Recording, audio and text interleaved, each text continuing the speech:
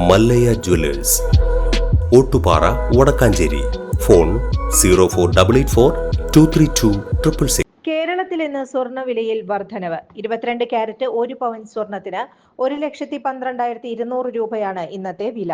1 ഗ്രാമിന് 14,025 രൂപയും. ഇന്നലത്തെ വിലയുമായി തട്ടിച്ചു നോക്കുമ്പോൾ ഗ്രാമിന് 75 രൂപയുടെ കൂടുതലാണ് ഉണ്ടായിരിക്കുന്നത്. പവന് 600 രൂപയും വർദ്ധിച്ചിട്ടുണ്ട്.